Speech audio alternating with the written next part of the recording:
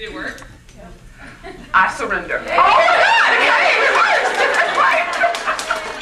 Okay, thank you.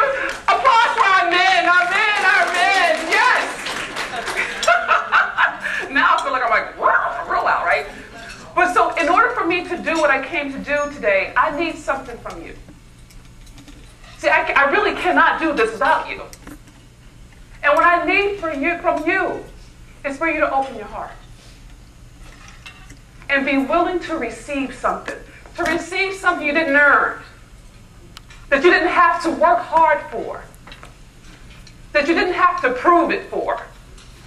See, if you can open up your heart to receive, then I have a shot at making a difference with you. Does that make any sense? Okay, and thank you for responding. You know, I have so much I want to give you, and literally I only have like 30 minutes, actually less. But I'm saying that to say that if you allow me, if you give me that opportunity, if you give me that one window to reach your heart and to touch you,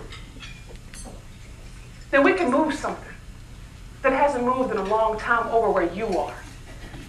We can change something that you may have given up on in the past.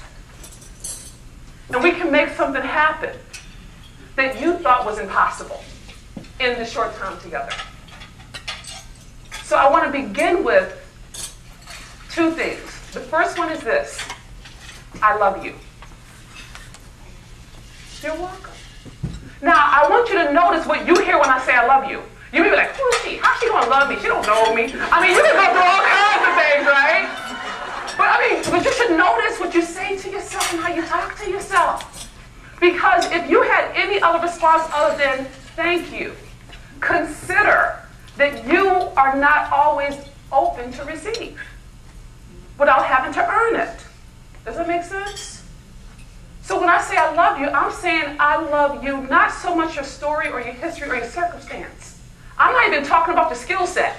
I'm not talking about your gifts or your talents. I love your spirit. I love that you didn't give up when people didn't believe in you. And I love that you got up off the mat when you wanted to quit.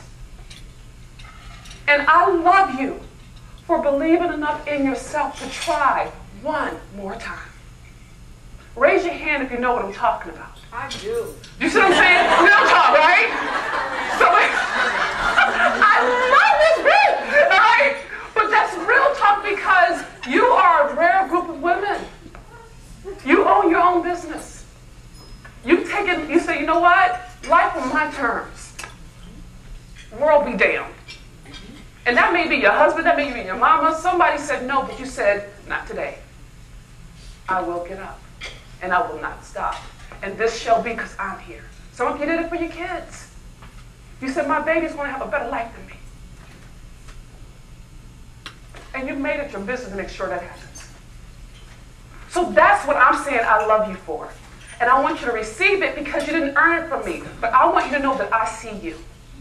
And that somebody on the planet knows what it took. Because I know what it takes to get up off the mat. Make sense? Are you with me? Thank you very much. Thank you very much. So, I know you read the bio, but I'm going to breeze through me real quick because I got some stuff I want to give you so I can make your time with me as valuable as possible. I used to live on the streets when I was 16 years old. It's in my bio, okay? The long and short of it is this. I was sitting on a street corner, and I invite you to put yourself in my shoes. Imagine that I am you, you are me, yeah? But I want you to walk this with me. Pretend for a moment that you're 16 years old, and you are sitting on a street corner in Baltimore City, right around the corner from Johns Hopkins University, which is all the rich schools, but around the corner, y'all know, across the tracks, you know, South Dallas. You know what I'm saying, right? Bad joke. But my point is, you're sitting on that street corner, and you're sitting in urine and beer. And the stench of that mixture makes you nauseous in your stomach. And you're sitting there, and there are prostitutes, and there are pimps, and there are police, and there are drugs, and there's violence all around you, swirling around you. And you say to yourself, my God, did I get here? And then you say to yourself, how do I get out? That was me on that street corner. And it's obvious to say that my sense of self was worthless, meaning no worth, no intrinsic value. Can you hear that? So fast forward 12 years later, you're standing on stage, graduation, bright, sunny day, cool, not hot, okay?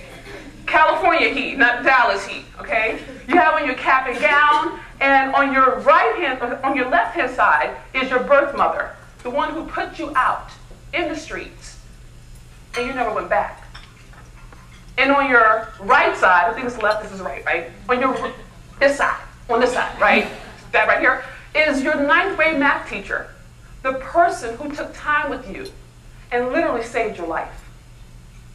And you are walking across graduation stage with your cap and gown with these two women side by side with you.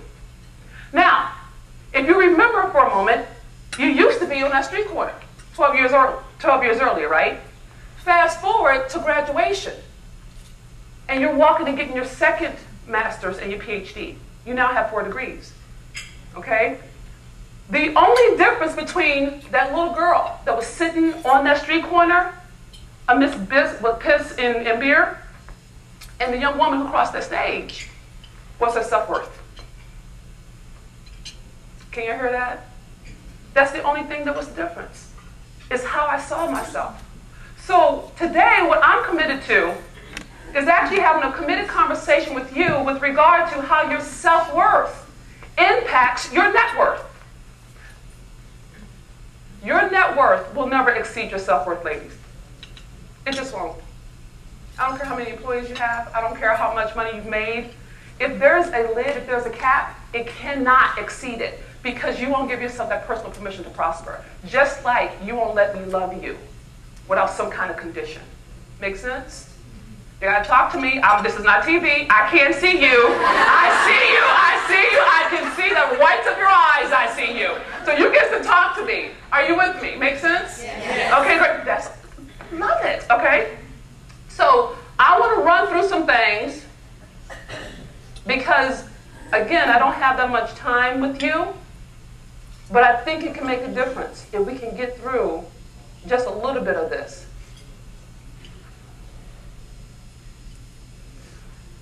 So we already talked about who I am and my breaking through the glass ceilings and self-worth.